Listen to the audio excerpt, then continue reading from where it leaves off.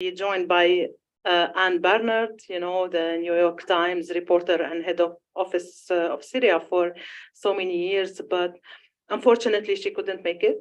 So I will be your moderator today. I hope that I'm not as exciting as Anne, I'm sure, but I'll try my best to keep up to her name. I hope I can succeed in that. Today we have a diverse group of panelists, and we have also our esteemed guests who sponsored our events, who will be also giving their remarks, which makes it a wonderful group of people who will be speaking in the room. We will do this over an hour of time, where the panelists will start giving their words, their notes, and then our esteemed guests in an alphabetical order will give their remarks, with all due respects to all the titles in the room, but we did it alphabetically. And later on, we will have another half an hour where we will open the room for questions and answers. So during this event, we screened 2 videos. So the first one is called Their Messages, actually 3 videos. We decided to add one now.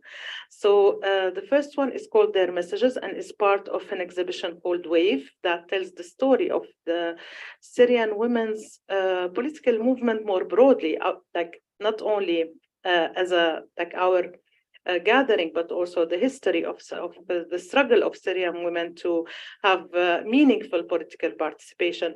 And this exhibition positions this movement on the bigger picture of the Syrian feminist movement. So after 10 years, 12 years even of Arab Spring, Syrian women broke stereotype about their role in public sphere, about the stereotype of how women should be presented, and not only presented, but their role, like their contribution, in which position.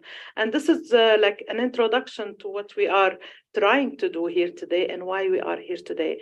Of course, we acknowledge that not only Syrian women face this, actually all women all over the world are still not represented enough in public spheres and not represented enough especially in political spheres. And not only, but actually in all forums. So for example, the Louvre had its first women director ever. So we know this is like everywhere. This is everywhere. And we acknowledge also that all public spheres are political places. And that's why we bring a diverse background to the room. So we started by acknowledging globally, but also we have a very specific focus on this panel that you will see. Maybe our choice in itself will tell us a different story by looking at the intersectionality of the stories of Syria, of women in Syria, in Iran, and in Tunisia. So we will leave to you also to look at those, at our choice, to give us your feedback in the half an hour later, that we will open the floor. If you really can bring up and out those intersectionalities, I think that will be a great interest of today. So we will start by Lina Wafai. Can you join, Lina? Okay. So and I will be presenting speakers one by as we go. So Lina Wafai, she is the head of Syria delegation to the CSW. She's a co-founder of the Syrian Women's Political Movement, and also she's a political activist, a feminist leader who was detained with her husband in 1987 by the Syrian authorities for over 3 years for her opposition activism. After her release, Lina stayed active in the Communist Workers' Party in Syria and was an active participant in the Damascus Workshop for Democratic Action. Lina is also a member in the International Relations Committee of the political opposition party Muwatana. Lina is a member of the political committee of the Syrian Women Political Movement and mainly one of the founders of the National Consultation program and the National Consultation Committee that carries national consultation inside Syria with around 360 women really. Her extensive knowledge that links women's voices on the ground with the international forums is really of a great added value today. The way we're gonna do it with Lina, that she's gonna be presenting in Arabic, but we will do it consecutively. So you will be listening to translation by Dana, who is in Turkey. Thank you. شكرا كثير. السيدات والسادة، شكرا للفرصة التي أعطيتوني إياها والوقت الذي منحتوه لنا لنتحدث عن علاقة الدين بالدولة والتي لها أكبر الأثر على حياة النساء في منطقتنا.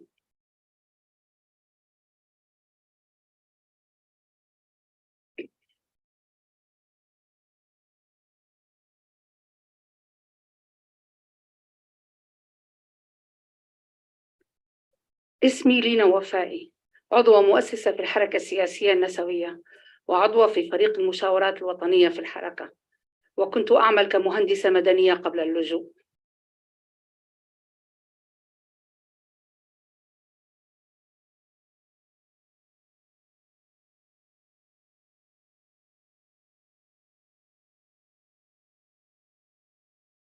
عند وفاة زوجي واجهنا مشاكل في توزيع إرثه القليل، وذلك لأنه حسب القانون المستمد من الشرع الإسلامي في سوريا كان يجب توزيعه على 11 شخصاً هم عائلته وابنتي وأنا، وذلك لأن ليس لدي ابن ذكر.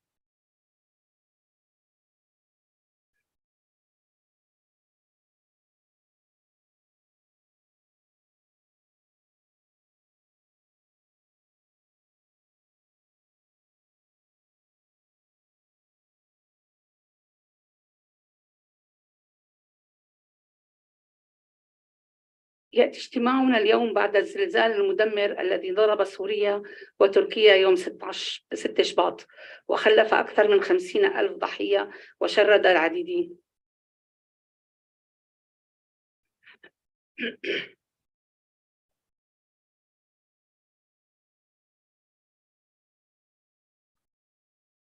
وهنا أود أن أروي ما قالته لي أحد السوريات حول امرأة قضت نحبها تحت الأنقاض لأنها لم تتمكن من الهرب في الوقت المناسب، وذلك لأن ذكور العائلة رفضوا خروجها وهربها بدون حجابها، فعادت لتلتقطه وانهار المبنى في حين نجوهم.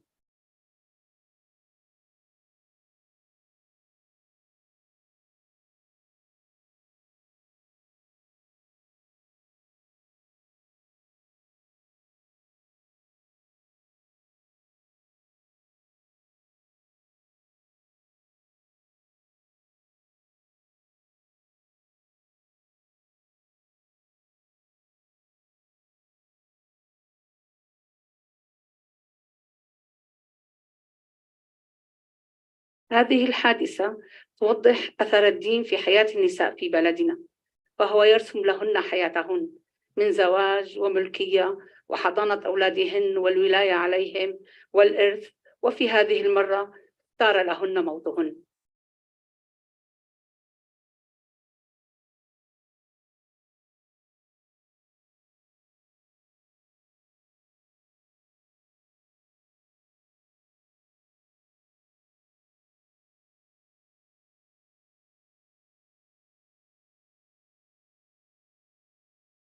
تقوم الحركة السياسية النسوية السورية ببرنامج للمشاورات الوطنية تجري بها مشاورات مع 120 امرأة سورية في كل جولة و3 جولات في العام. هذه النساء متوزعات في 12 منطقة في كل المناطق السورية وتحت سلطات أمر واقع مختلفة ومتحاربة مع بعضها البعض.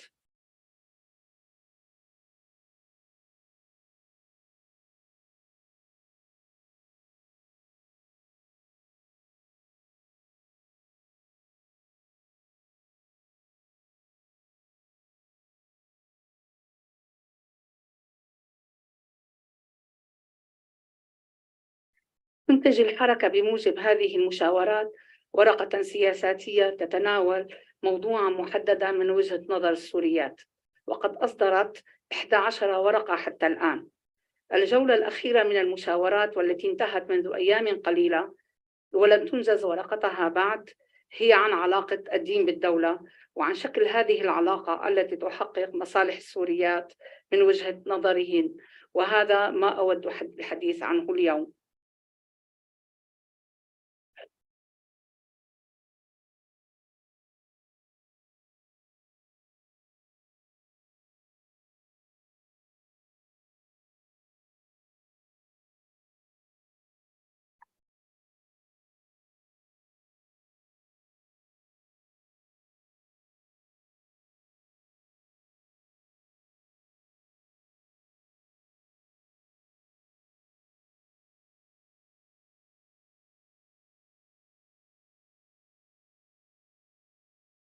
اختلفت وجهات نظر النساء حول الفصل التام بين الدين والدولة وحول ضرورة عدم استناد الدستور على الفقه الإسلامي، ما بين من يريدن فصلا تاما وأن لا يكون الفقه الإسلامي أحد مصادر التشريع، وبين من يرين أن في سوريا وكوننا مسلمات يجب أن يبقى الفقه الإسلامي أحد مصادر التشريع، ولكنه ليس المصدر الوحيد، ولكنهن رغم ذلك حاولنا أن يوفق بين ذلك وبين مصالحهن، فطالبنا بأن لا يؤخذ من الفقه ما يخدم الرجل فقط، متناسيا حقوقهن وحاجاتهن.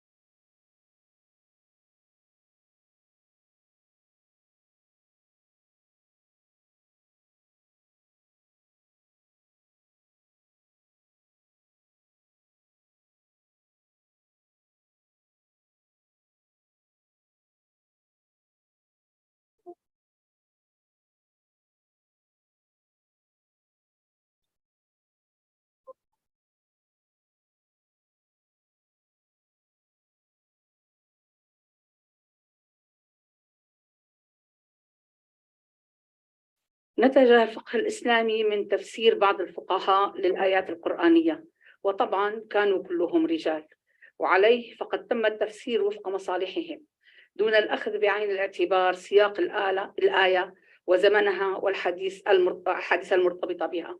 لهذا نرى أن القوانين الظالمة دوما للمرأة من حيث الولاية على أطفالها، فهي لا تستطيع السفر بهم دون موافقة الأب أو في حال غيابه الجد أو العم، كما لا تستطيع إعطاء جنسيتها لأولادها، كما أن القانون مجحف بحقها في حالات الطلاق ويحرمها المزيد من حقوقها في حال طلبت هي الطلاق.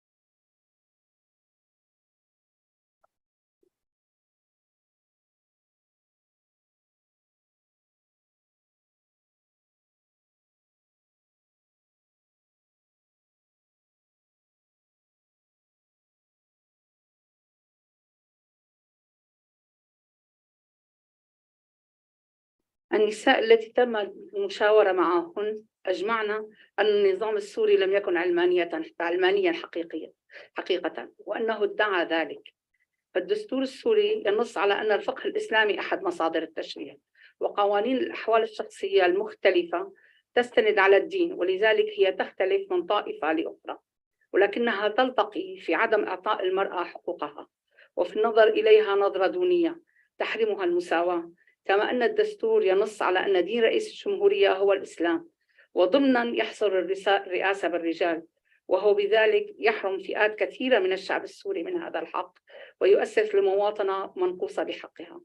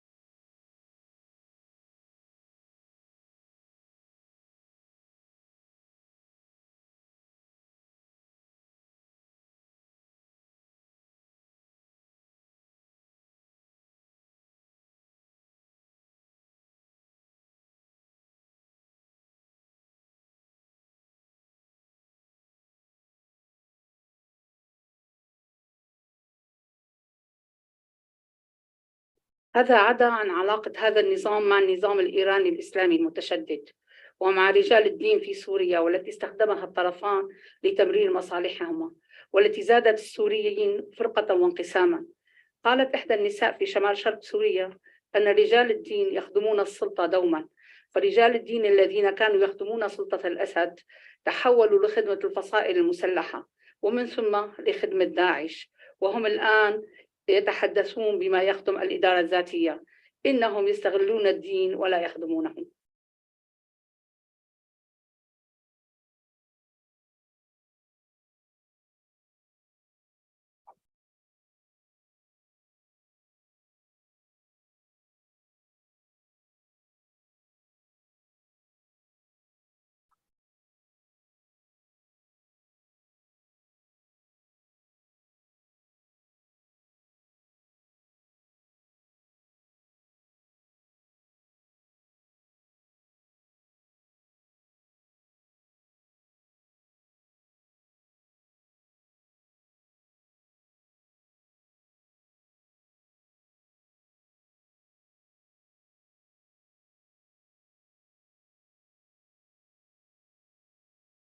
جاءت الحرب السورية والتي تحولت لها الثورة التي انطلقت عام 2011. جاءت هذه الحرب لتزيد من تأثير الدين على السوريات، وخصوصا في مناطق سيطرة الفصائل الإسلامية والإرهابية منها على الأخص. فصدرت الفتاوى وتم التحريض على عمل النسويات في الشمال والشمال الغربي، وتدخلت هذه الفصائل بما ترتديه النساء وبما تعمله، وقد كان الأمر أشد قتامة في بعض المناطق في فترة سيطرة داعش.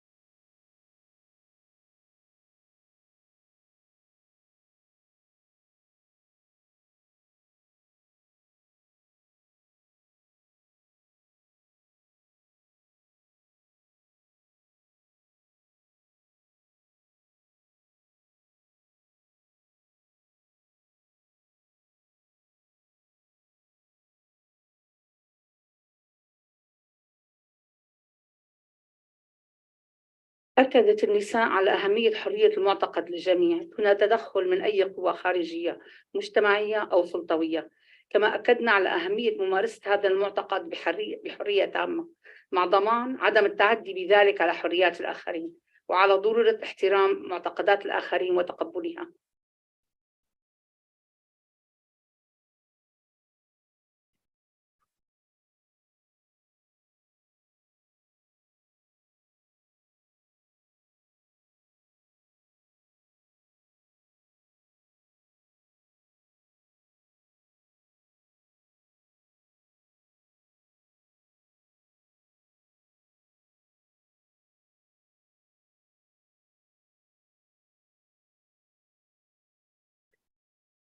ورد في الرؤية السياسية للحركة السياسية النسوية السورية التي أنتمي إليها، تؤكد الحركة السياسية النسوية بأن لا حل يضمن كافة حقوق الشعب السوري إلا عبر فصل الدين عن الدولة، بما يضمن حرية المعتقد وممارسة الدين للجميع في ظل دولة حيادية تجاه جميع المكونات والتمثيل المتساوي والعادل.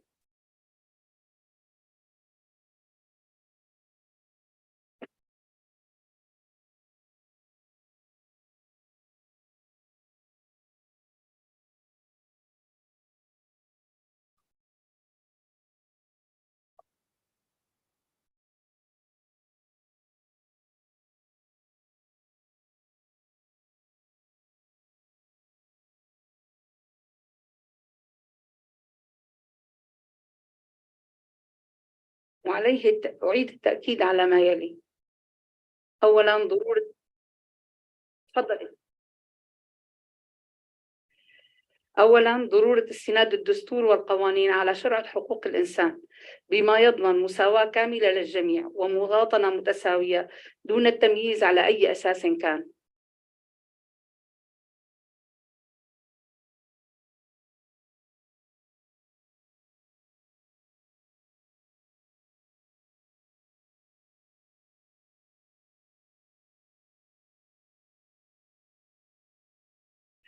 ضرورة وضع قانون أحوال شخصية مدني يشمل الجميع ويعامل الجميع بالتساوي.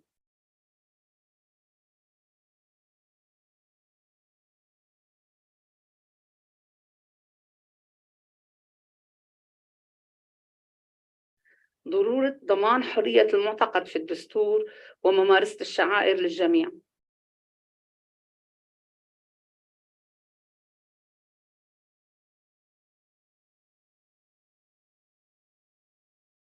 عدم تحديد دين رئيس الدولة أو جنسه في الدستور.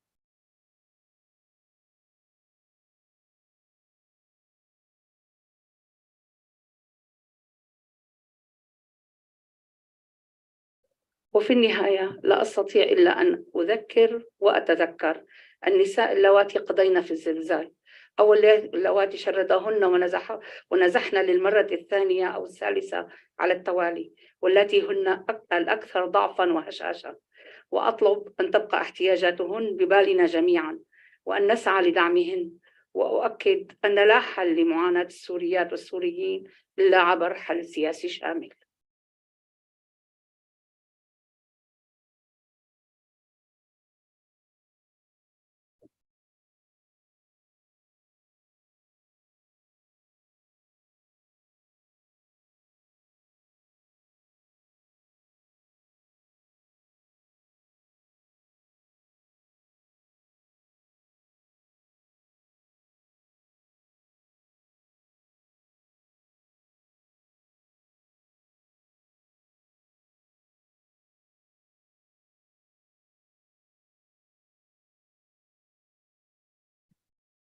شكرا للاستماع. Thank you, Lina. And with Lina's words, we would like to invite you to observe a moment of silence for the lost souls of Syria and Turkey earthquake. We wanted to do it at the beginning, but there was not enough silence yet, and now everyone's settled. So if you join us, we will be honored.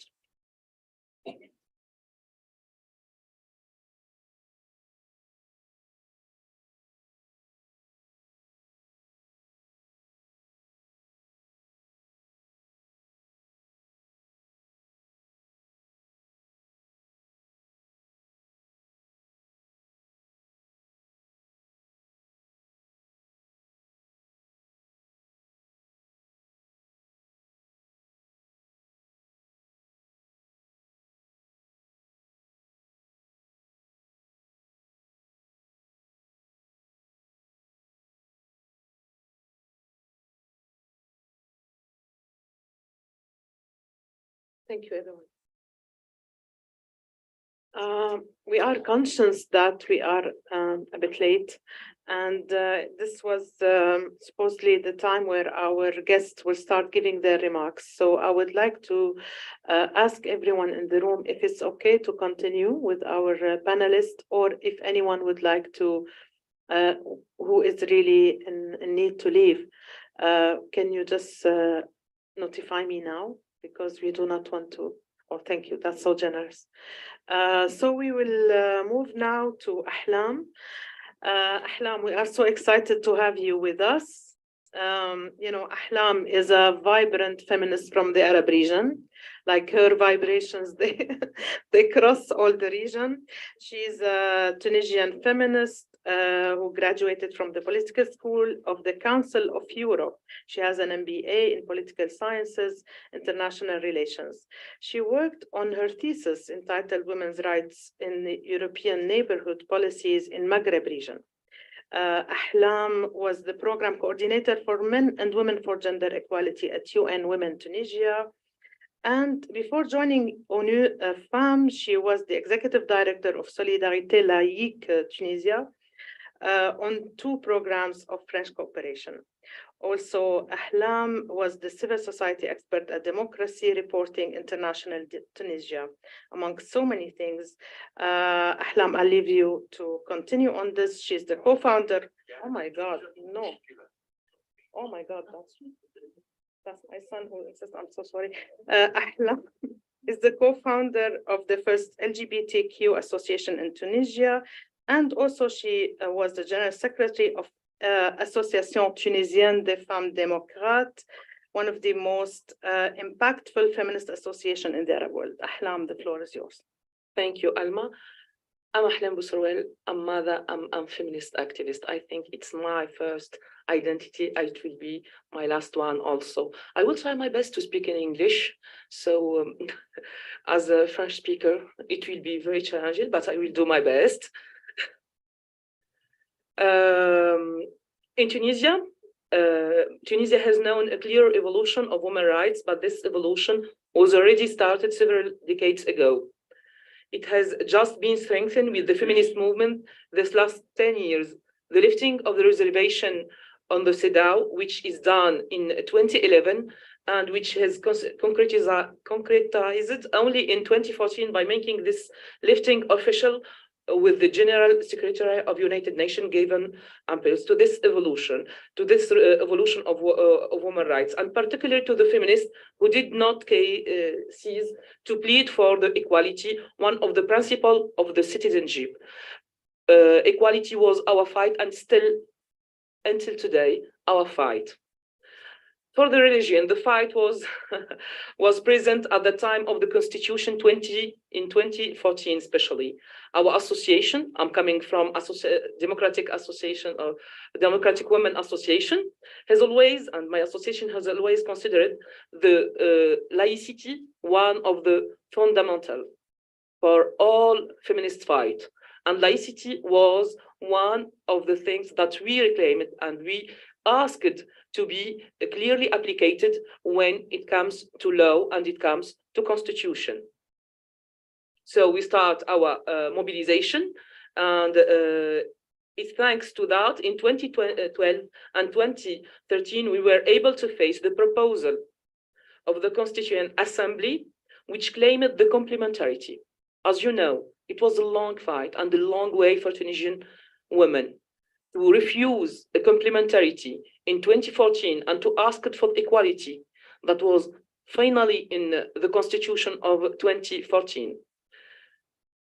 And it doesn't come easily because all women's rights, I believe, association, all women's rights defenders, all association, and especially also some politicians that joined this fight. And it was clear in this manifestation, especially in 2012 and 2013, and in the negotiation with the quartet, national quartet, in the national Constitutional Assembly, it was a huge discussion. And we get three things. First of all, is the article that recognizes that Tunisia is a civil state. And it's very important for us. Second thing is to make equality clearly in the text. And third thing is to recognize, I will say clearly, the citizenship of women. And it was our fight, and still now, because we have some regression. On July 25, Tunisian voted in a referendum a new constitution. We have actually 3 constitutions, and if we will make correctly our number of constitution, we are in 4th. We are in our 4th constitution. So a new constitution deemed by many to be lacking in the referendum of human rights. We know that a referential of human rights in the new constitution was criticized, and where Article 2 of the Constitution, for example, of 2014 has disappeared and no longer speaks of the civil character of the state. Actually, the state is Tunisia is a state of civil character based on citizenship, the will of the people, and the rule of the law. It is not permitted to amend this article, and it was our guarantee that we lost. Actually, this is article from the last constitution. Why we are saying that it's a lost? Because the new articles is on the articles number 5 remind us that the purpose of Islam could be a source of legislation, clearly, and is established clearly in the constitution. So it makes all human rights, and especially for us as a woman, depending on the finality of Islam, and everything can be interpreted. This is why we think that in the legal way, our rights are fragile and still very weak and can be in any times changed, and equality can be lost in any time. I will not take a lot of time to explain what is the difference between Article 2, Article 5, Article 6, between two constitutions, because it's not the aims of our meeting and our debate today. But what I would like to say that as a Syrian woman, Tunisian woman, still fighting for their rights, economic and social rights, when it comes to inheritance, when it comes to propriety, when it comes to equality to get their part after the loss of her husband or her father. Women is still waiting for that. We have already did a project of law giving more rights. I will not say equality, to be very honest, more rights for women to get their part from property, and it was not done. And it was through COLIB reports, as you know. This experience was interrupted, and we have no chance, actually, with the actual situation, to come back to this debate. We are also actually facing, Tunisian women facing hate speech on the social media based on the social and cultural stereotype, sexist stereotype. You are here, women still in the Tunisian culture, and I know it's hard to say it, but it's a reality. It's a reality. Still a second part, still inferior than men, and it should be taken seriously by Tunisian state, by feminists, by civil society, to work and to work on these stereotypes and to go for more rights. Actually, I will just finalize my speech with something very important. I think when it comes to religion and when it comes to social and cultural challenges, we have a very important things between feminists especially. It's our solidarity. I know it's a concept that everybody uses already, and it's a little bit used, but it's real. Still solidarity, and especially between feminists and between defender of women's rights, the most important mechanism and the most important tools to get our rights. This is why Tunisian women was there when Syrian was was struggling with system, or was trying and facing war and facing all this disaster. We was there, and we are solidar with Syrian women, also with Iranian when we go in manifestation some month ago. So our solidarity is showing all making decision what is the voice of women, but also to our state that we still here and we will defend our rights. We are not in the fight, but it's our fight, and we will not give up for women's rights and for equality. Thank you for your listening. Thank you, Ahlam. And I mean, you reminded us that we always looked at the Tunisian experience, especially after the revolution, the Arab Spring, as a success story. And this is how it was branded like maybe it's the only success story in the Arab world, but actually it's not yet a success story. And we know the actual situation, mainly where activists are facing very serious challenges now in Tunisia. And we sent our solidarity back. And we move now to Marjan Nashat. We are so happy that you joined us, Marjan. It's amazing to have an Iranian feminist on this panel. So Marjan, she is an Iranian American actress, recently starred at the Vineyard Theater's production of Sandra. And also she's the recipient of the prestigious Sam Norkin Off-Broadway Award for her performances in the award-winning plays Selling Kabul by Pulitzer Prize finalist Sylvia Khoury and English by critically acclaimed playwright Sanaz Tosi. Her parents immigrated from Iran in 1984 in the hopes of escaping the brutality of the Islamic regime and their restrictive policies towards the education of girls and the elimination of the rights of working women. She is deeply interested in the female-led revolution that is currently taking place in Iran and works to amplify the voices of women in whatever way she can. And and also, I mean, she was a delegate to the World Women Future Forum at the UN General Assembly 77 last year, which focused on the global challenges ranging from the lack of equal opportunity and gender disparities for women. Also, she is one of the honorees of this year's World Women Hero Hour. She lives in Brooklyn with her husband of 10 and 10 years old son. And the floor is yours, Hi. Marjan. I'm very happy to be here today. I have to preface this by saying that, as Alma said, I'm an actor and not a true political activist like the incredible women I'm here with today. But I care very deeply about what's happening in my country of origin, and it's not lost on me that if I performed 5 minutes of the things that I've done in the last few years in my country of birth, I would most likely be jailed, raped, and maybe killed. So their cause is very near and dear to me. I know we're short on time, so I feel like it's important to acknowledge that for the 26 years before the 1979 revolution, Iran was operating as a constitutional monarchy led by Shah Reza Pahlavi. And during the Shah's reign, Iran was predominantly a Muslim country, but there was religious tolerance. There was practicing Christians, Jews, Baha'is, Zoroastrians, and there was no enforced dress code. You know, my mom grew up with very, very fundamental Muslim parents, but by the age of 18, she was walking around in mini skirts and going to nightclubs and getting an education. But the years leading up to the 79 revolution, unrest was growing, mainly because of socioeconomic inequality and corruption in the government. And there was a rise of religious fervor, and many opposition groups and protests were breaking out all over the country.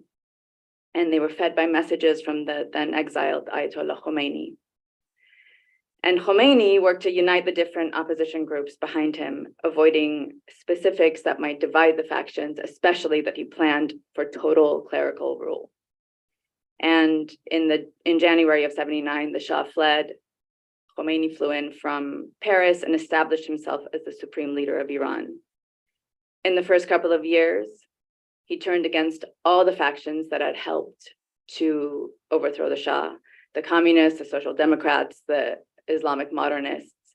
He jailed them and executed them by the thousands. And shortly after that, they imposed Islamic law. And for the last 43 years, the Islamic regime has ruled over the country with an absolute iron fist. They created the Iranian Revolutionary Guard Corps, whose inherent livelihood depends on the existence of the Islamic Republic. So whereas in the past there could have been, you know, we could have gotten the military on our side, now the factions are so broken that they are able to, you know, rule without anyone getting in their way. My mom was a psychiatric nurse in 79. She was working at the University Azad in Iran. And shortly after the 79 revolution, her rights became completely diminished. They shut down the universities because oftentimes that was a place where voices would rise, and they're very good at oppressing the voices of students. And my mom was told to go work in the hospital. A lot of her colleagues were laid off. My mom had always driven in Iran. She was an educated woman. And she said that basically months after that, men would stop in front of her car at traffic lights and be like, look at this cow driving a car. They would spit on the car. They were emboldened to treat women who drove as prostitutes. She basically lost all autonomy. Working in the hospital, there was guards that were placed, you know, walking back and forth in the ward, and the nurses were not allowed to roll up their sleeves to wash properly, to tend to the wounds of the soldiers who fell in the Iran-Iraq war, and it risked their infection. They couldn't do their job properly. I was 4 at the time, and we lived there till 84. So from kindergarten, first, second, third grade, I was told every day in school that the number of hairs I showed a man who was not my father or brother was a number of hairs I would hang by in hell and burn. and they had started to implement praying in school. I came from non-religious parents, so I didn't know how, and they had started to put they knew who were the religious kind of leaders in the student departments, and they would put them to watch us while we prayed, and I constantly lived under the fear that I was going to get expelled. They would send kids over to our house, and I would like, my mom wore nail polish, and I was like, you have to take that off. I'm going to be like, there was a constant fear of how we lived. And the Islamic Republic has always been very good at isolating and separating people, because they knew that any kind of union could cause uprisings against them. And the sort of final straw for us was, after the Islamic regime took over, they gave free rein to people to interpret the Quran in any way. So people were caught and deemed to be doing anything that was against God, they were allowed to be physically punished. And my sister was in middle school at the time, and she came home one day completely ashen, and she said 2 people were whipped to death in front of her middle school. And the law was, this speaks to how there is no law in Iran, really. The law was that if you were going to punish people, you had to put the Quran under your arm. Therefore, it was a direct message from God, and also it limited the force in which you could sort of exert on people.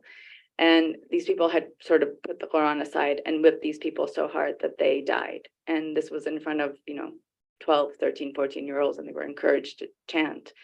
And soon after that, we had all heard about the morality police, but I was 7 and my sister was taking me and a neighbor to a swim class, and this van pulled up and beckoned her, and I was like, that's it, she's gone. And they're like, your headscarf isn't forward enough, your button isn't done enough. And I fell on the ground and started screaming.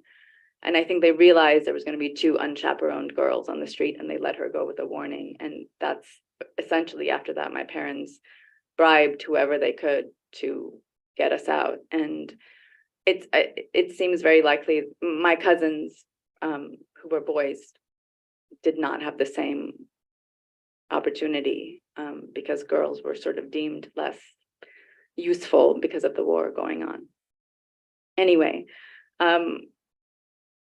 I bring up the morality police because I'm sure, as you all know, this was the Masa Amini in September, who was a Kurdish woman, was picked up by the morality police in Iran and beaten so brutally in custody that she died. And the people of Iran have taken to the streets in September. It's the first female-led revolution, and mostly the slogans that have come out of that are women, life, freedom, death to the dictator. They want the Islamic Republic gone. It is a country it is a government that's shown over and over that the will and the desire of their people is of no interest to them.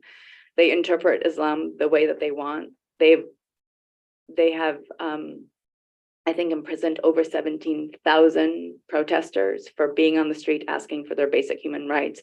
They set up these kangaroo courts. 4 young men have already been executed based on the fact that they were on the streets, just supporting the desire of the people. And most recently, since March, there's been a series of serial chemical attacks on young girls going to school. Over 1,000, and I think that this was of last week, so probably the number is much higher. Preteen and teen girls have gone to hospitals complaining of respiratory problems, numbness in their limbs. And, this is a government that uses facial recognition technology to fine women for improper hijab. So it's, I think, quite hard for anyone to believe in that country or outside that they are not either in the know or responsible for these attacks. A lot of the young girls and women at the start of the revolution, a lot of girls in schools were seen as kind of the forefront of this protest and this revolution. And most people see it as retribution. So I feel like when we're looking at a government that is willing to poison its own children to keep power, it speaks to, when I hear Alam talk about the constitution. When I think about Iran, I'm like, well, there is no constitution. There is just Islamic rule of law interpreted by the clerics who are benefiting from all the country's resources. And meanwhile, you know, like, for example, pistachios are a real, you know, it's one of Iran's prides. And last week I read that the price of the pistachio has gone so high that store owners are now renting them so that people can come and pose with them as pictures to present for their Nowruz, which is coming up. This was a pretty rich country that is, its people are starving and dying. And I think this is part of why this time the revolution is different. Girls are walking down the streets without the hijab because they're like, if I'm going to be killed anyway, being picked up for this, then why not go out fighting? And you know,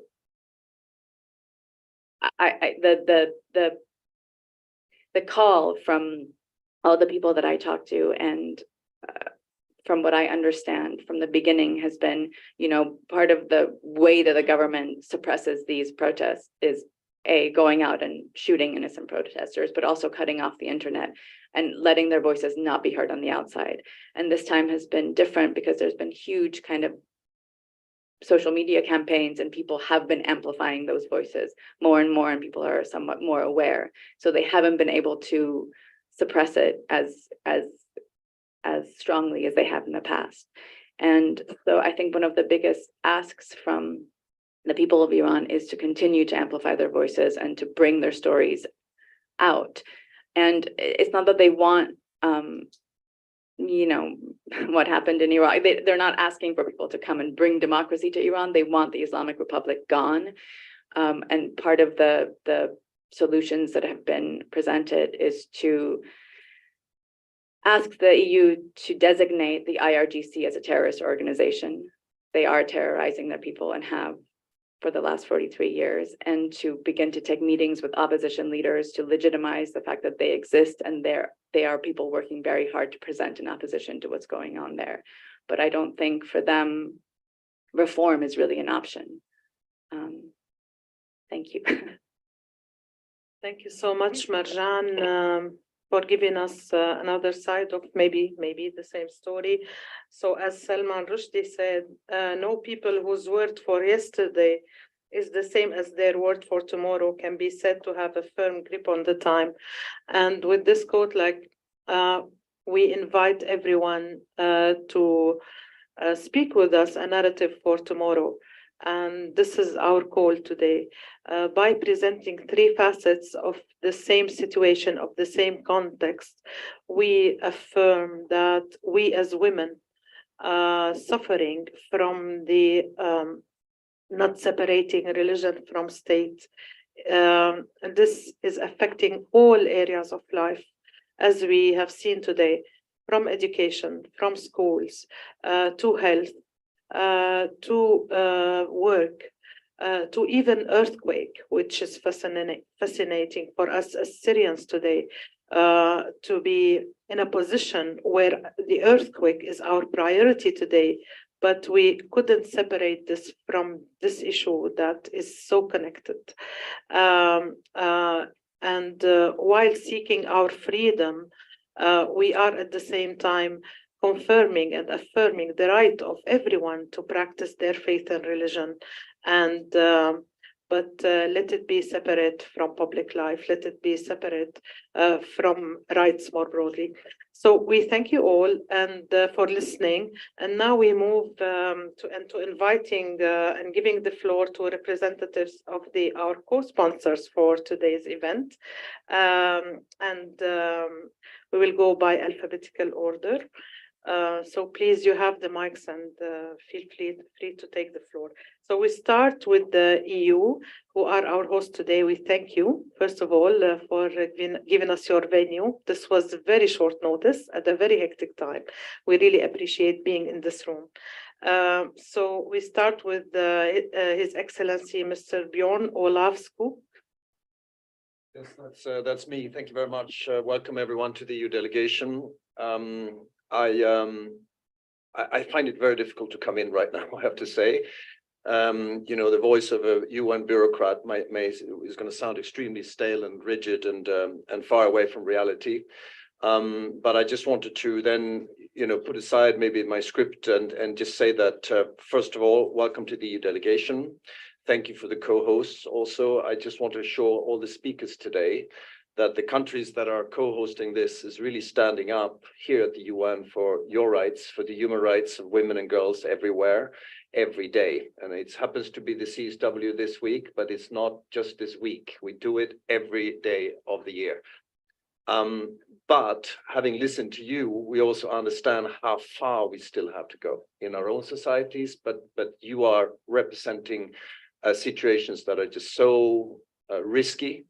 And the courage that you are putting at display here today is just incredibly humbling for the work we do. And we realize that the negotiations that are sometimes very difficult here and frustrating is nothing compared to what you're up to every day. So thank you for the work you do. And I think one of the conclusions we have to draw is that we have to continue supporting you wherever you are. And we do. We are committed to continue doing that as the European Union. I think the conversations that you have initiated touches a lot about the role of religion, laicité, as you mentioned, Avem. And I think there are, you know, going back to religion, you will find that most religions, if not all, are very supportive of equality and humanistic at heart. But there has been interpretations made that are really pushing back the role of women and girls in a way that is you know, contrary. And if nothing else, it's contrary to the Universal Human Rights Declaration, so that every country has signed up to. So if we have nothing else to hang it up, you know, against, it is the universality of human rights. So I'm just saying that we'll continue stand with you. I think today we should also pay a special tribute to Basma Kudnami, who have passed away, and I think who maybe was a symbol also for in this case Syria that was very promising. If there is an understanding how much more women and girls needs to be part of any solution to that particular one, but we also know that it's true for many of our countries. The Secretary General put out this report coming into this week about that if we continue at this pace, gender equality is still 300 years away. I have a daughter, I have 2 grandchildren. Of course, I cannot look them in the eyes and say that, you know, don't worry, 300 years from now, you will encounter a completely gender equal society. So again, we have to step up. We have to do much more. And I think the starting point is supporting the work that you're doing. Thank you very much. Thank you so much, Your Excellency. And I would like to just say that after the remarks, we will have an eulogy to Dr. Basma Kudnami. We were notified that Her Excellency Ms. Lisa Carty needs to leave at 11. So we will be flexible, and please flag it also if you need to leave. We can give you the floor after. Okay, go ahead, Ms. Carty. Thank you for joining us. Thank you so much, Alma, for your consideration. And just to reinforce everything Ambassador Spoke just said about how important it is to have you here, because you make our work, which can sometimes feel a little bureaucratic, you're making it very real and human and tangible. And I'm sure it's not easy for any of you sometimes to share your stories, but it is really so very important that we hear them here every day, particularly this week, as we're trying to sort through how we can use the Commission on the Status of Women as a way to advance all of these important issues. I also want to just extend condolences on all the loss attributable to the tragic earthquake, and also on the recent death of Dr. Kudnami. I know she was an inspiration to not just Syrian women, but many women around the world. And the best way we can honor her legacy is to keep lifting up the issues she cared so deeply about. I have a few prepared remarks. I want to say a few words about each of the situations in your country. just first to reassure you that, the full and free participation of women is essential to the economic, political, and social health of all of our societies. And we know that it's increasingly under siege. We see that here in the UN every day. And that's why across the UN system and in all our work, you will see the United States really pushing and fighting for the issues that you have put on the table. We'll continue to champion women's rights to sexual and reproductive health. At CSW this week and next week, we are really working to press for the recognition of the dangers of technology-facilitated gender-based violence, which is being used increasingly as a way to suppress women's voices around the world. And we need to make this more of an issue that we all care about and we act on. In situations of conflict or crisis, such as Syria and Iran, we'll continue to prioritize prevention, response, support for survivors, and very importantly, accountability for perpetrators of gender-based violence, because we know that the safety of women and girls is really critical to their meaningful participation in all aspects of society. A few thoughts on some of the specific countries that you spoke to today. On Iran, last year, the United States led the successful effort to have Iran removed from its seat on the Commission of the Status of Women. And we also very strongly supported Germany and Iceland's call for a special session of the UN Human Rights Council, resulting in the creation of a fact-finding mission. On International Women's Day, the US government, in coordination with the EU, UK, and Australia, took further action to promote accountability for the Iranian regime's continued human rights violations by imposing sanctions on Iranian officials complicit in mistreatment of detainees, including through rape and torture. By contrast, during the Security Council open debate on women, peace, and security earlier this week, Iran claimed to support women's rights, yet falsely blamed the US for sanctions, impairing efforts to empower Iranian women. We need to be alert to this kind of disinformation. We remain deeply concerned about reports of mass arrests, sham trials, and death sentences being handed down and carried out against persons for their participation in protests, as well as the use of sexual violence as a tool for suppression. In Syria, we are very much inspired by the women willing to stand up for their human rights and fundamental freedoms, as they have done for the last 12 years. Syrian women have been at the forefront of the push for truth, justice, and accountability. We support the efforts of entities such as the IIIM to collect, consolidate, and analyze evidence of atrocities and to share this evidence with authorities in third countries, leading investigations and prosecutions for crimes in Syria. Women are uniquely affected by the situation of those missing and arbitrarily detained, confirming the whereabouts of over 155,000 missing Syrians, and securing the release of those arbitrarily detained, including many women, is a top US priority.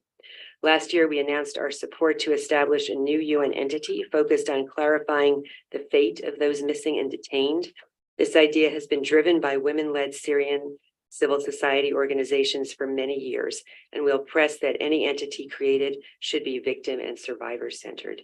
Finally, in Tunisia, we remain deeply concerned about the reported arrests, investigations, and prosecutions of perceived government critics and other figures on purported national security charges, as well as any anti-immigrant statements and actions by Tunisian authorities. We're committed to supporting the aspirations of the Tunisian people for greater levels of democracy, for an independent and transparent judiciary, and a Tunisia that respects human rights and fundamental freedoms for all.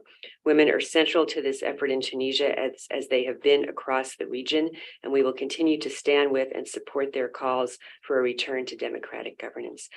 Thank you so much, Alma, for inviting us to participate today. I think a number of you mentioned the importance of solidarity in action, and I just want to assure you that the United States stands with you on both. So thank you.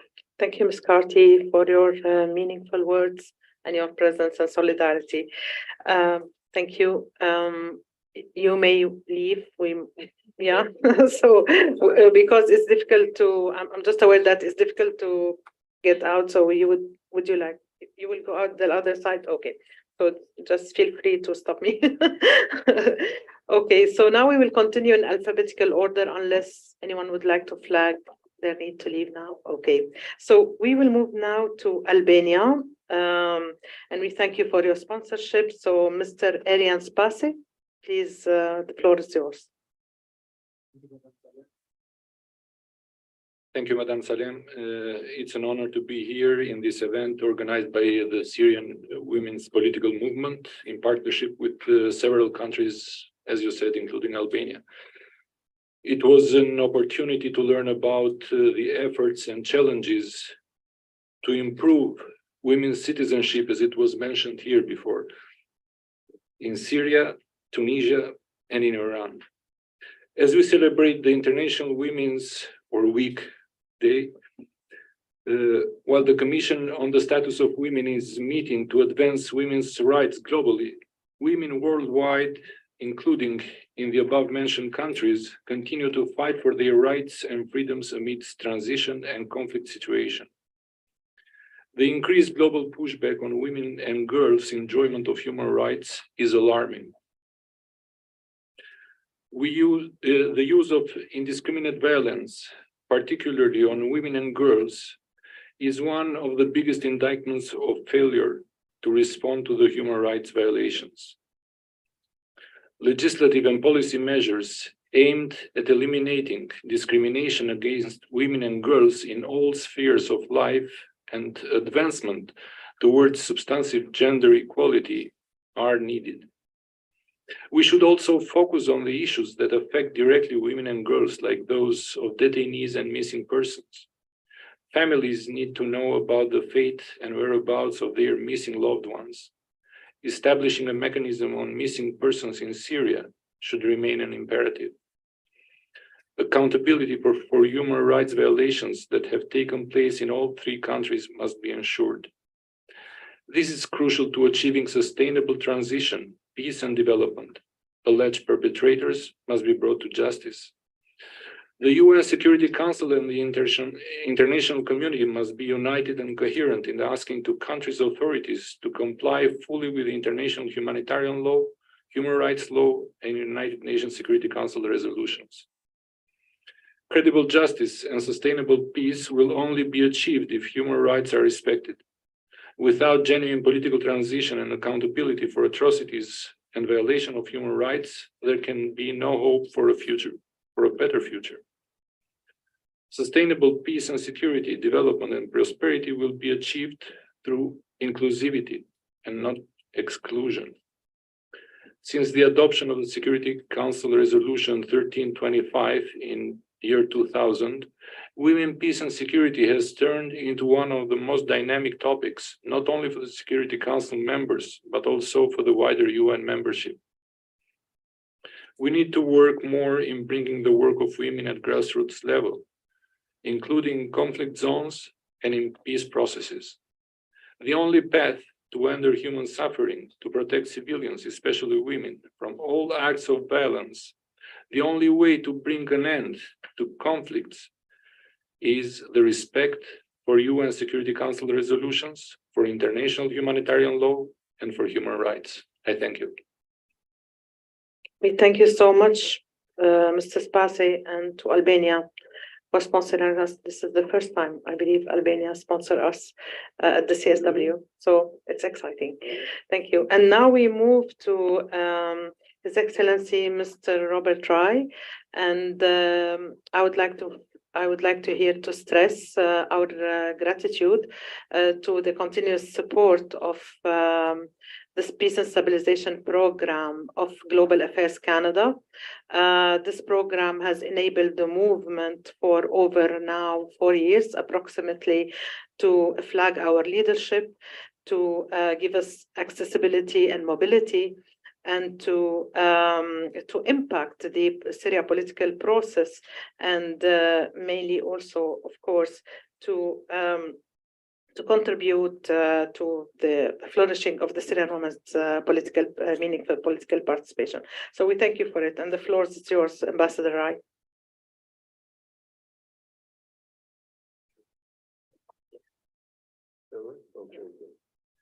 Thank you so much, and I'd be happy to give you my time if you'd like to keep on praising Canada and the government. It's not only because I'm Canadian. I'm very grateful. I know you are, and thank you so much, Alma, for this. As Olaf said, it's a little difficult to just sort of stick to the script, and Sarah knows that I don't usually do that anyway. So There's just a couple of things I want to say. The first thing is that without courage, nothing is possible. But with courage, everything is possible. And the reason I disagree strongly with the Secretary General's sort of scenario of 300 years is because he's leaving out courage. He's leaving out the reality of the resistance. He's leaving out the strength of the women's movement around the world. And that's why I don't think these statistics help us.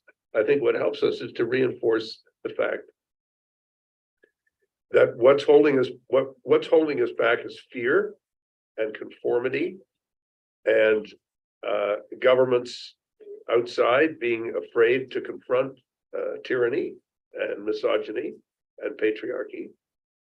And I actually think we're in the fight. I mean, I think we're in the fight. I think a lot of countries are really in this fight, and we're very serious about it. And we know how difficult and dangerous it is. We know how much sacrifice is involved. And I think the discussions that we've had today have been really powerful and profound and inspiring, frankly, because they help us to keep going and to do things. Going from this meeting to a meeting at lunch to meet with several Iranian women who are talk more about what's going on inside Iran and what more we can do to be helpful. The second thing I want to say is that we're not going to be able to say that we're true human beings until we recognize the importance of women's equality, and not just the importance of it, but its centrality to our notion of what it means to be human.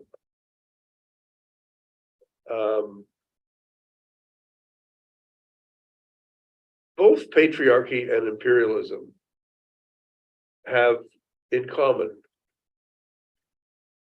a sense that power is everything,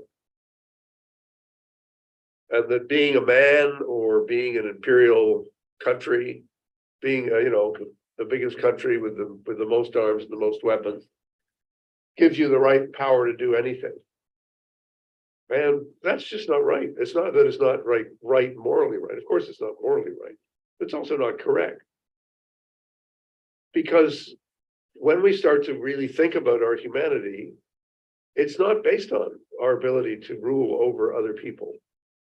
It's not based on men being able to rule over women.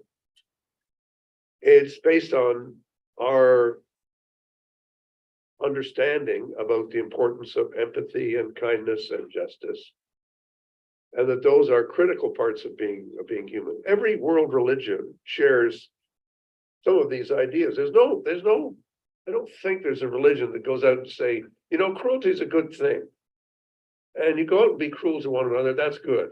No, I mean, that's not religion. That's not a religious way of thinking. A religious way of thinking is the law is always above us, and if you call it God's law, fine. But it's a law that's above you, and you have to behave in a way that respects that law. So I think this is very important that we just keep on sharing the information and the passion and the commitment and the understanding of how change happens. And those of us who come from countries that are still struggling in some ways with these issues, that there isn't a country anywhere that isn't dealing with it on some part of the spectrum that we're talking about. But I think it's really important that no one feel alone. I've had meetings this week from women in Myanmar, and meetings with women in Kenya.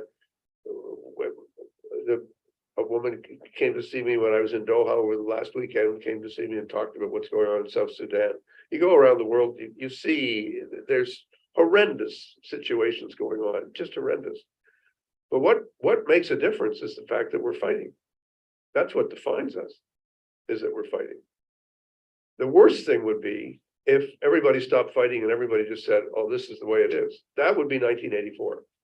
That would be a world that where totalitarian rule is just something we all acquiesce to. But we're not acquiescing to this. We're fighting back. And I think that's the critical point. I really want to thank you very much. And I look forward to staying for the remembrance of Basma, as well as for Masa Amini and all those who've really given up so much for this fight. Thank you, Ambassador. Thank you so much. We move now to France, who also supported us with a very special fund that enabled us to pilot a program we called Women Decide, where we started to build our networks in Europe, mainly and to exchange experiences with women leaders, because, you know, no one can stand alone. And I think that this is what politics is about. It's about coming together for the greater good of all of us. And there's no greater good for one people's alone. It's only the greater good of all of us at the same time. So we invite you, Ms. Diarra Dimelabi, the floor is yours. Merci beaucoup, and Hazalem, and being a French speaker country, I will try my best in English. Just to start, I really join Olaf and Alisa and the Ambassador of Canada to say that, yeah, this is very refreshing. We need it. We tend to forget negotiating some comma or word that the reality is sometimes very, and most of the time, dreadful in some country. And I really do like to thank the Syrian Women Political Movement for organizing this very important event, and the EU for hosting it. And I also would like to thank our panelists for really the presentation. And as I said, because this is not only words, yeah, you share some very personal experience, and it's priceless for us.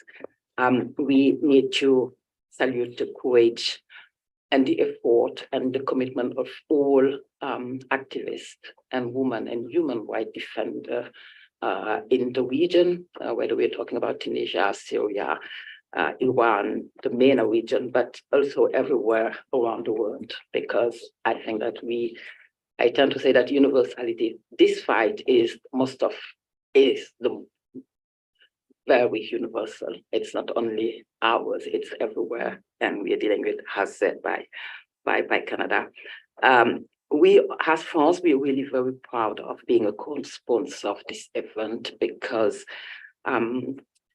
feminist diplomacy is at the core of our action, including in the Security Council, where is the peace and women, peace and security agenda.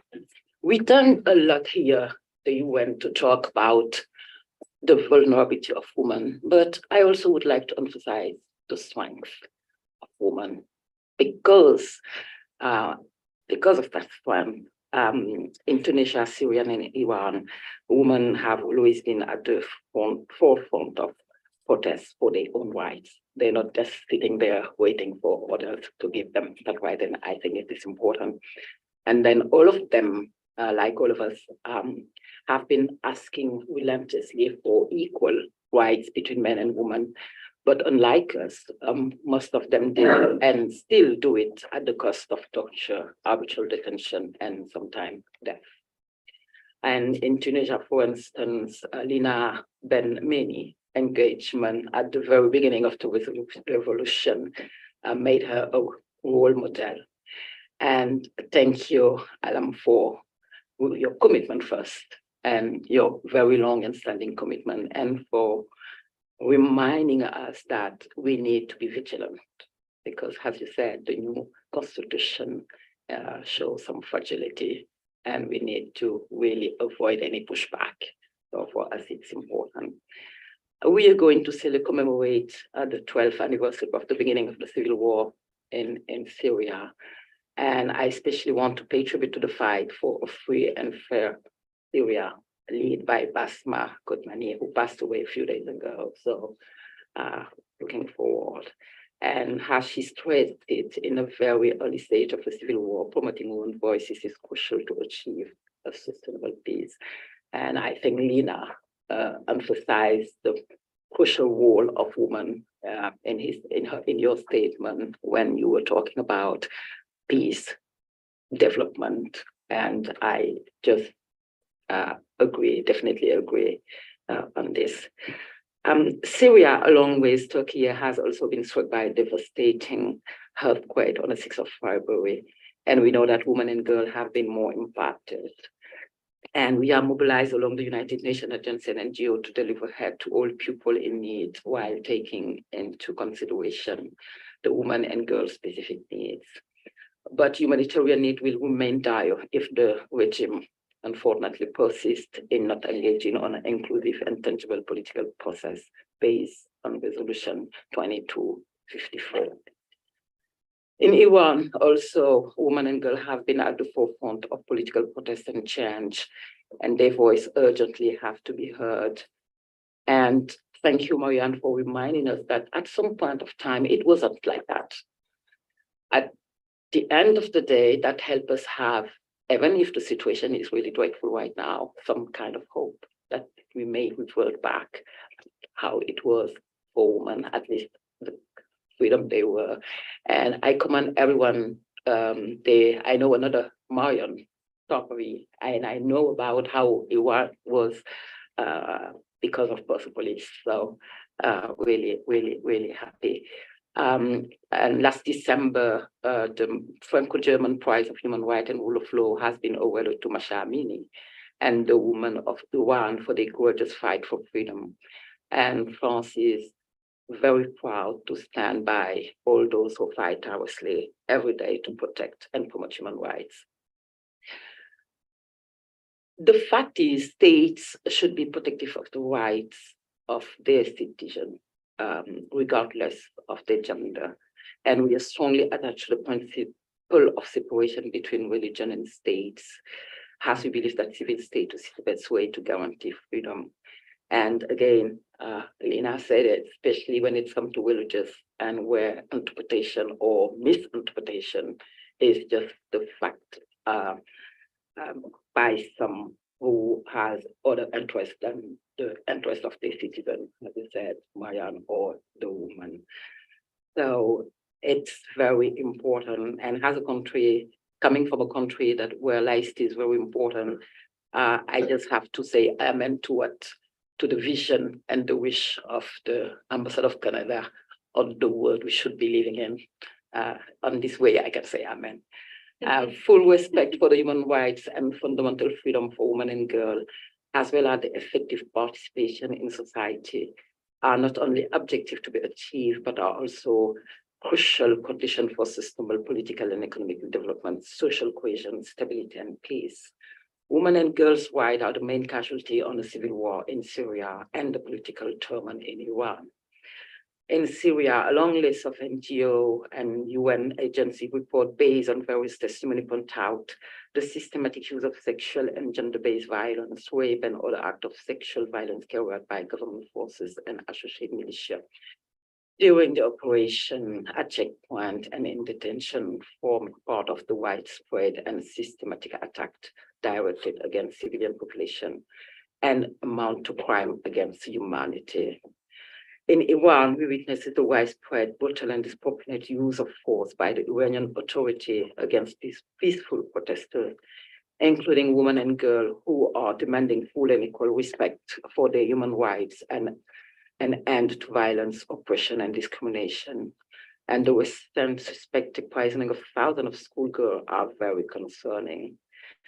The only way to protect future generations is to condemn all forms of gender-based violence and to keep on fighting against impunity. And more than ever, France stands beside Syrian, Iranian, Tunisian women and women all around the world to advocate for freedom and equality. And to conclude, let me tell you that my takeaway of this meeting is keep having a strong commitment, because that is very important, and to do our utmost best possible to make equality and to stand up for women rights, because standing for women rights means standing for human rights as a whole. Vigilance, because the pushback is here, is strong, and it's not only in some part of the world, but everywhere, and sometimes more closer than we think. and solidarity, because it's really all together that we are going to achieve something greater than all of us individually. So thank you. Merci, Madame Labi. I believe that the word solidarity is resonating a lot in the room today, which is very inspiring. I would like to invite the Director of Human Rights and Global Health at Federal Foreign Affairs of Germany, Ms. Helga Barth. Please, the floor is yours. Thank you very much. I shall be very brief. Thank you for your very informative and really moving briefing for us. It's testament to the strength of women as agents of change. And as the previous speaker has said, please keep up that commitment and keep up informing us about it. Gender discrimination and sexualized violence have detrimental effects on all countries, all societies, including German society, of course. But especially in war-torn countries like Syria, for example, and its decade-long conflict, the consequences are really terrible. And we stand with you in solidarity and in action, and in also calling for accountability and acting on it. To find a sustainable political solution in Syria and elsewhere, also gender-sensitive approaches are urgently needed. Women need to be included in all conversations and negotiations on peace. To amplify the voices of women is one of the reasons why the German government has decided to embark, and I've given some thought on which word to use to embark on a feminist foreign policy, because we've just starting with that. We've just presented our guidelines for them. And we'll be very busy with mainstreaming feminist foreign policy in basically everything we do. Calling on and working for a special session of the Human Rights Council jointly with Iceland and many partners on the deteriorating human rights situation in Iran was one of the initiatives already under feminist foreign policy. And putting women first really was one of the reasons why the minister decided to do that, because women's rights are human rights. It's a very simple sentence, but I'm not sure everyone everywhere in all capitals is convinced of that. And as the previous speaker said, pushback is everywhere. Thank you very much. Thank you so much for your support, for your presence. I would like to move now to Malta, and I invite Her Excellency Ms. Francesca Gatt to contribute. The floor is yours, Ms. Francesca. Thank you very much, Alma, and I thank the Syrian Women's Political Movement and all the co-sponsors, and of course EU delegation for having us here today. Lina, Marianne, and Ahlem, your stories are truly inspirational, and the courage you as others said, that you put forward yourselves, and you asked that women's voices are amplified, but you are really and truly embodying that amplification of women's voices. So kudos to you, and of course your families, because your family supports all the work that you do. And when it's interesting, coming together, Syria, Iran, and Tunisia, because though you are very different in your paths, right? Be it the constitution, be it actually fundamental freedoms, or be it even trying to get to a political process, or there is, of course, a very common thread through this all. And it's about fighting for equality, fighting for freedom. But I'm trying to explain that you know, really and truly, you know, that religion has really is really putting a stop to all this, to your human rights, be it that it's about health, education, or inheritance and property rights. It's really a very broad spectrum of all rights. And of course, I was really struck as well about the story that Lina shared about the earthquake, you know, because and I think this is what we need, as others said, you know, yes, we see what's happening in the news, yes, we see the reporting from the ground, but these really shocking stories, really shocking stories, we need to hear them more often, you know, especially us, which most of the time we're in a room, like you know, and you know, negotiating on sentences and commas and full stops. We need to know this, because when we are in a room, we need you in our heads to put forward, you know, thinking of what you and you know go through. I'm not going to take long, but I just want to, you know, recall that, you know, as we said, we always need to pay particular attention to the disproportionate impact that all these things happen on women and girls and all forms of discrimination. And of course, we all can do better, and we need to be held accountable. We need justice, and of course, we need democracy. Malta is on the Security Council, and one of our main priorities is women, peace, and security. So that is why we stand with you. We really seek to feature this prominently in our positions, but also in discussions, and ensuring civil society like you to come and to ensure that you can share your experiences in a safe way. So thank you very much for organizing this, and you can count on our support. Thank you. Thank you so much, Ms. Kat. And also, it's the first time we are co-sponsored by Malta. So welcome, and thank you so much for your insightful remarks. We will end our remarks by inviting Her Excellency Ms. Anna Karin Enstrom, the representative of Sweden. The floor is yours. Thank you so much, Alma, and I also struggle to find words to speak after these really moving testimonies that we have heard from you. Let me just say a few things. First, our solidarity with the people and victims of the earthquake in Syria, and Sweden will arrange a conference together with the European Commission later in this month in support of the victims of the earthquake. Secondly, we're very honored to co-sponsor this event. I think your courageous testimonies are really a sign of inspiration that women are agents for change. But also that there is so much more that we need to do.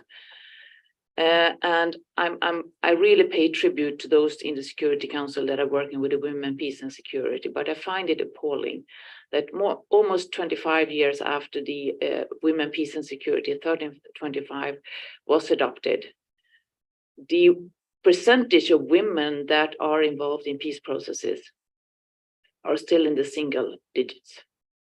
25 years after we all committed to this.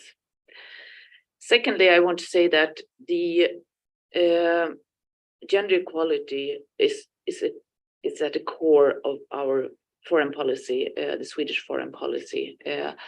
And we will continue to fight together with you, because I totally agree with what Bob said.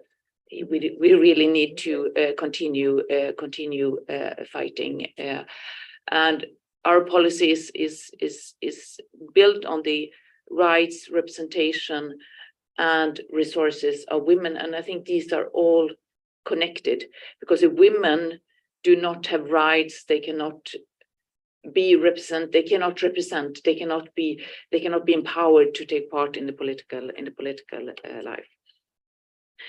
The last thing I wanted to say is, because I am co-facilitating the process of a global digital compact, and someone said this in the beginning of the opening of the CSW on Monday, that the digital world is a mirror of the ugly world that we have in reality. And therefore, we really need to strive for bridging the digital gender gap that there is. And we really need to work in order to stop the harassment, the discrimination, the sexual violence, and all other acts that are being committed against women online as well as offline. Thank you so much. Thank you so much, Ambassador. Now we invite you to analogy to Dr. Basma Kodmani. It's a 3 minutes video that the Syrian political movement prepared. Of course, Dr. Basma Kodmani is a founding member of the movement. It's a spiritual leader also, so her loss is beyond words. We leave it to the video to speak in the name of all of us at the movement. You don't have it? The second one, Nicola, not the one we sent today. No, not the one today, the one we sent before, the second one. You have only one? Yeah? Yeah. They sent me again. No, yeah, wait, I think the second one you have it, I'm sure, no? Can we just check it? And we can manage to get it. Okay, so we practically finished our event 8 minutes ago. So I need to check a few things. First of all, our partners, the EU, is it okay to continue if, yeah, okay, so the room is available. That's the first check. It's not this one.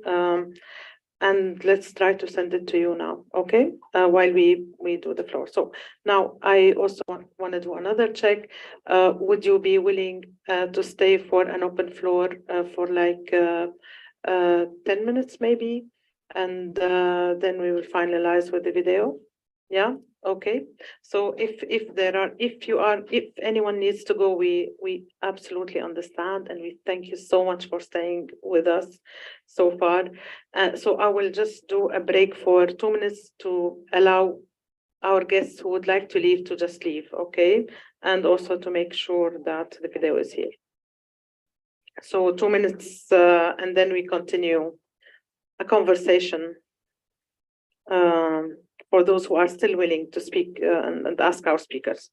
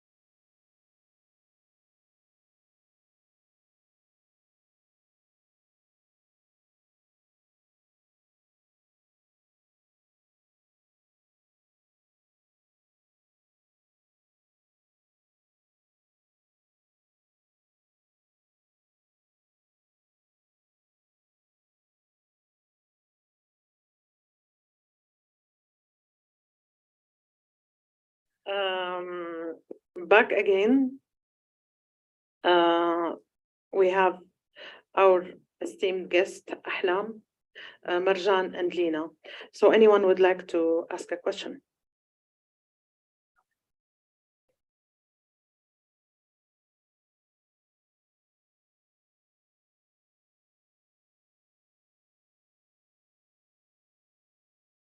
Any of our guests would like to probe on any of the remarks heard? Yes, please go ahead. Thank you. I was listening. Thank you so much for this really interesting stories and impressive track records. I wasn't aware. So my question is, sorry. My name is Yasser Zayat. I am a journalist and editor. So my question is, the title of the session is about freedom and religion, but from what I heard, we're talking freedom and state, and this is, I mean, it's a question and also a comment. In my conception of freedom, I mean, historically speaking, or classical liberals define freedom as an opposition to the state. Of course, there were religious wars, but the collective wisdom that emerged later was that it is like religious tolerance is important, but also restricting the power of governments. So freedom is a question of state. Sometimes I feel that this notion of separating state from religion is not enough, number one, because freedom is something that is socially, it manifests socially, and the more we involve the state, the more we lose our tools. Our tools should be social engagement, political participation. This is something that requires constant movement. I feel that this state-centric approach, this legalistic thinking, while it's very important on the bureaucratic level, on the constitutional level, that there are certain rights that need to be preserved, but on the other hand, there is the society that needs to be at the core of freedom. So this is my question. I hope it's clear.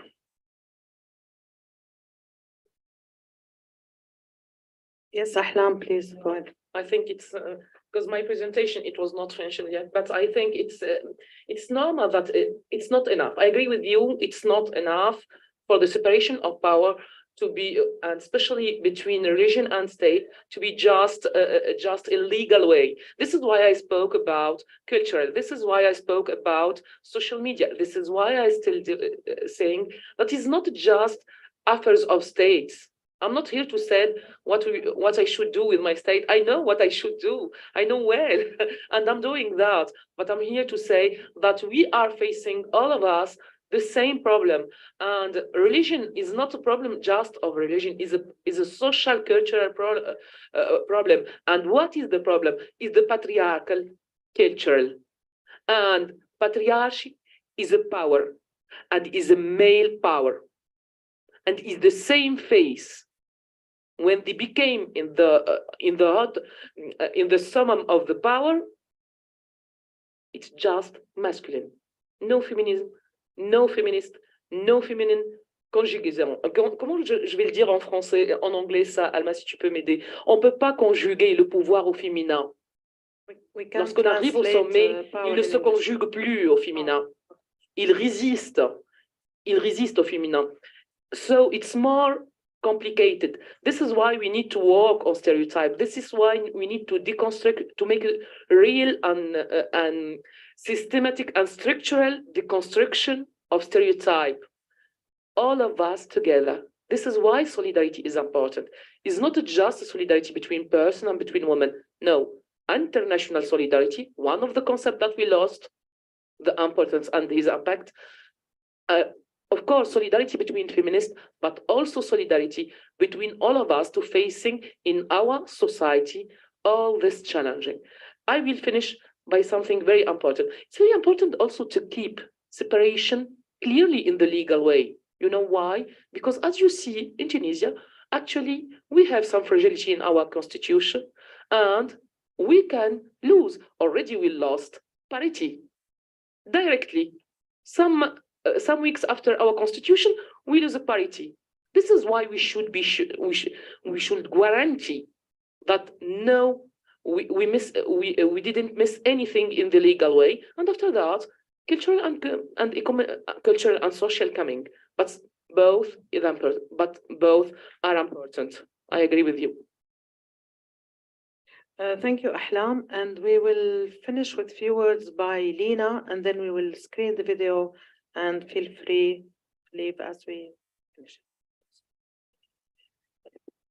شكرا ألما.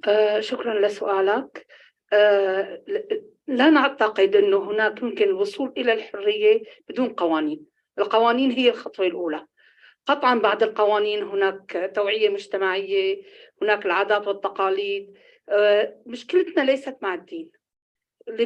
لكل إنسان حق في الاقتناع بالدين اللي هو بيريده. مشكلتنا هي مع القوانين اللي نحن بتحمينا كنساء. مشكلتنا هي بإعطائنا حقوقنا القانونية وبتنفيذ هذه القوانين. يعني عندنا مشكلتين، المشكلة الأولى هي وجود هذه القوانين والدساتير، والمشكلة الأخرى هي تنفيذ هذه القوانين. فشكرا كثير للسؤال. ليست مشكلتنا، برجع بأكد، مع الدين على الإطلاق. مشكلتنا مع التفاسير والقوانين. وشكرا كثير. Okay, so I'm just going to translate what Lina said because we don't have the translation anymore. So she said that we can't achieve freedom without laws. Our problem and issue is not with religions. It's with actually the lack of rights. And not only the lack of rights and the non-existing laws, but sometimes even when laws exist, it's about implementing those laws. So this is what Lina stressed and finished this session today. Thank you everyone who stayed with us. It means a lot. Nicola, can we screen? Is it working? Sava? Okay, thank you so much. So our last word will be the words of Dr. Basma Kondmani, who left us. It was, sorry, it's overwhelming.